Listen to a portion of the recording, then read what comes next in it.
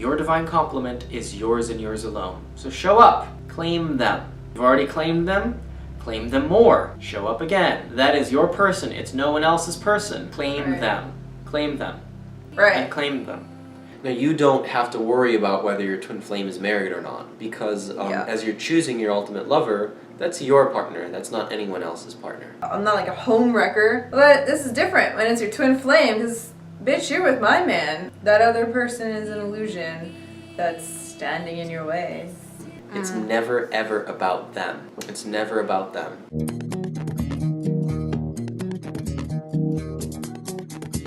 Can you feel a little love? It's never ever about them. And you don't have to worry if your twin flame is married.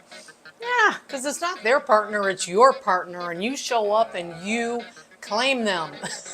Hello and welcome to Shelly's Shit Show, because this definitely is a shit show. Holy cow, I spent way too much time, I think, digging through the twin flames videos and watching this insanity, and I say insanity because it kind of is insanity. Just yesterday I was in the gym and I got off the treadmill and I was talking to my friend Rachel, who I want to say thank you to for being a part of my thumbnail. Thank you, Rachel, for being a part of the thumbnail. So I'm talking to Rachel and this guy is standing behind me, and it's just like, I turn around and he looks at me and he says, "I'll miss you." And I got my headset in, I'm like, "Excuse me?" He's like, "I'll miss you." Okay, now mind you, I don't know this guy. I've never spoken to this guy. I have no clue who this guy is. And I'm like, "You'll miss me?" What does that even mean? So, I've been watching you. I've been watching you in the gym, and I'll miss you because I'm leaving the gym, going somewhere else. And I've been watching you, and you look good. You're fit, you work out, you got great legs, and blah, blah, blah. So, and I say blah, blah, blah, because it was kind of like, okay, thank you very much for the compliment. I walk over to where my hubby is working out, and standing there right next to my husband, the guy continues to go on about my body. And he's standing right there and he's like, "Is that your husband?" I said, "Yes, that's my husband." It didn't seem to matter to him. Carried on. And then finally he tells me, "I'm French." Okay, I get it now. He's French. For those that don't know, French men tend to be incredibly arrogant, and they're very in your face. So this guy's like creeping up into my boundaries here, getting up into my face. I'm like, dude, back it up a little bit. I didn't really think about it too much, and I was talking to Mike about it after we left, and really, I mean, compliments, it's okay for a compliment, right? But then my mind is going, what if this guy thinks that I'm his twin flame? In his mind, I just want to say, what if in his mind he's thinking, that's Shelly and that's my twin flame? Well, here I am, with the love of my life, and this guy is going to actually try to interrupt that? It's not going to happen. But it's the mindset with that is fucked up, and it is fucked up. And I don't know, it just creeped me out for a moment. This shit never creeped me out before, but it creeped me out for the level of what these people teach, and I don't even really know what their audience is and how big it is. But if you think about what they're doing, they're telling people no matter what, if you're married, if you're in a relationship, whatever. First of all, Jeff claims to be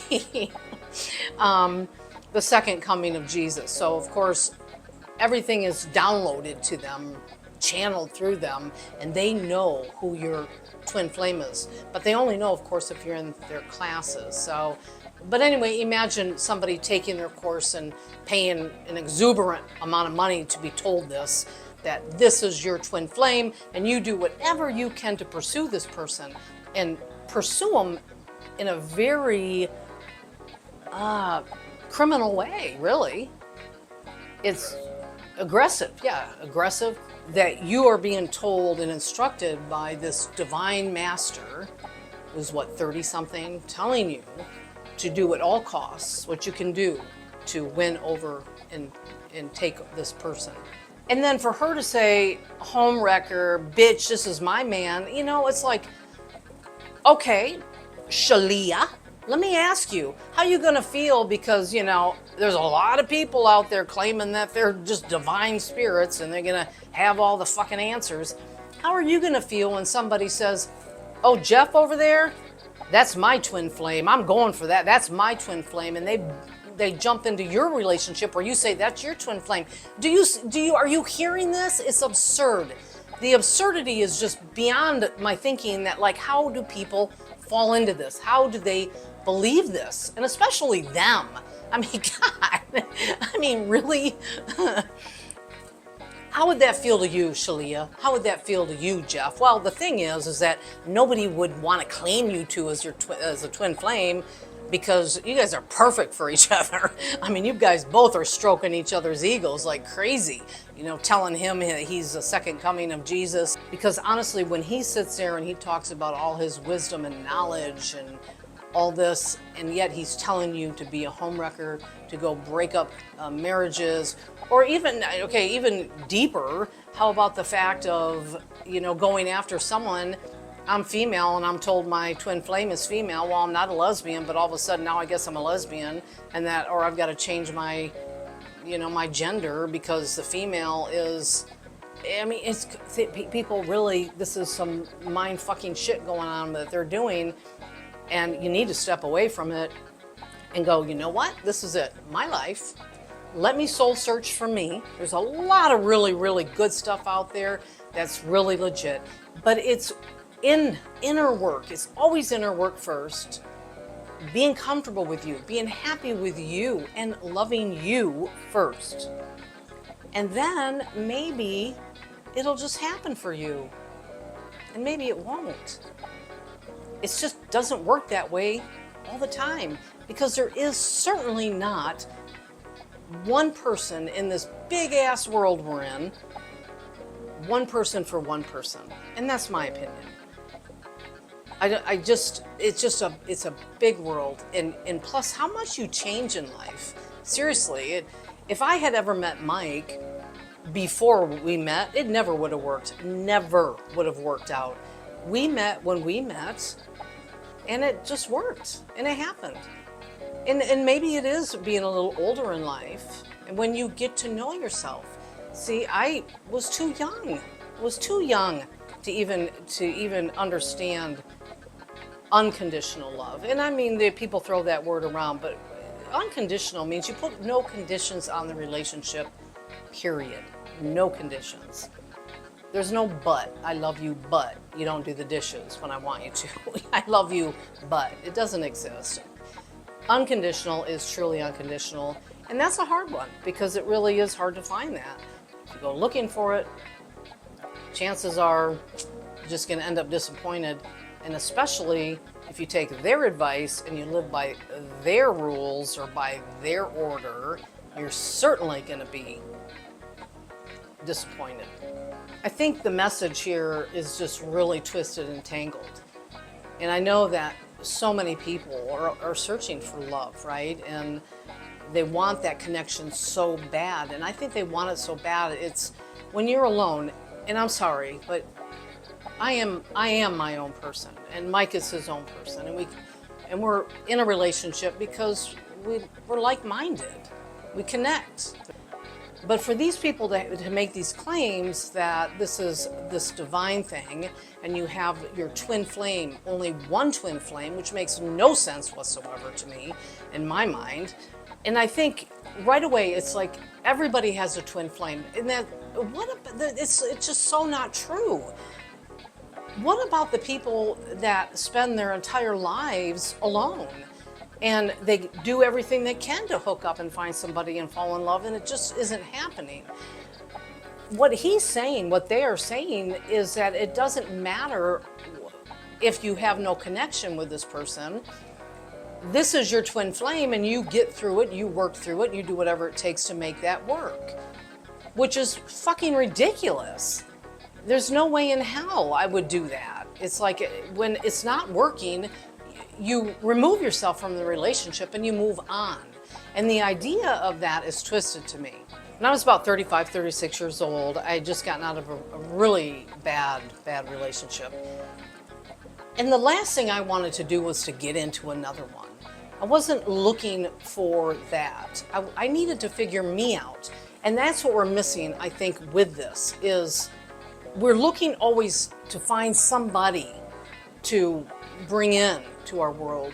when we're not doing the inner work for ourselves first and foremost. So for me, after that relationship, I needed to do all I could, and so when I was about 35, I was into reading, so I picked up a lot of books. Deepak Chopra, Four Agreements was good. I mean, there's quite a few of them, and they were tools, basically, kind of guided me, but it wasn't about anybody else, but understanding me, understanding why I repeated the same behaviors. I had patterns, and I kept drawing in the same kind of energy to me. And I had to take a good look at me. What am I doing that's creating this, that's getting this kind of relationship? And before I had any interest in any kind of relationship with a man, I had to figure me out. And the biggest thing for me too was that I wasn't looking. This searching, this looking, we gotta have it, we gotta go out, we gotta find it. It's just force, force, force. I didn't do any of that. I just stopped, I was present with me, got to know me, and then it happened. And then it just happened. I personally feel like you need to figure your life out for you. You don't need anybody. You certainly don't need a man or a woman or whatever. You just need you first. And it'll show up or it won't show up. And we do not address that either. The fact of not having it. I have a lot of friends that aren't married, that aren't even in a relationship. And they're completely happy with who they are, period. They don't need a man. The men don't need a woman. They're happy. I'm not a piece of property. You're not a piece of property. You do not need to be claimed by anybody. And when and that little piece too really gets to me when they say they don't matter. Well, yeah, they do matter. So I say this person over here, I'm going to claim this person, and let's say he's not married. Let's just say it's just a guy. He doesn't have any attraction to me. He don't like me. He's not attracted to me. He wants nothing to do with me. But I'm gonna, put claim on him because this guy is obviously, he's my twin flame in my mind. Why? Because I'm attracted to him, and that's about all it is, right? It's superficial. How can you possibly even have a connection with somebody until you meet them and talk to them and get to know them? You don't just look at somebody. That's just physical, the superficial attraction. I say, hey, buddy. Come on, you're my property now. And you don't matter. You don't matter, I matter. I mean, it's so backwards, twisted thinking with this. But not only that, they're really, to me, we lived in Sedona for quite a few years, and we had experiences with a lot of people that, they like to claim the highest form of master, guru, and we've always felt, if you have to give yourself that label, then that's, I just really feel that's a form of, let me say ego again too, but having more than the next person.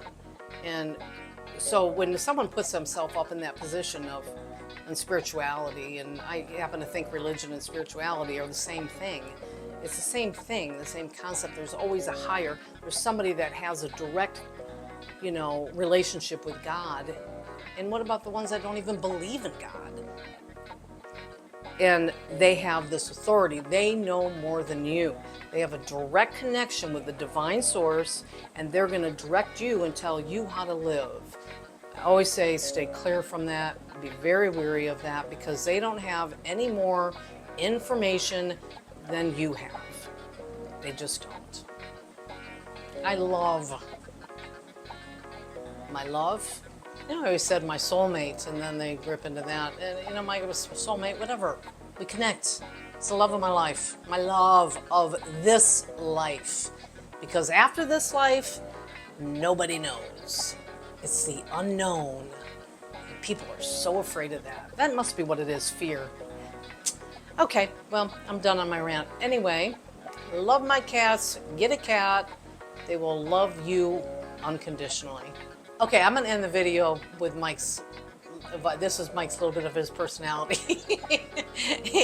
So Mike says to end the video like this. Look at it this way, people. It ain't fishing. You can't hook 'em and reel 'em in.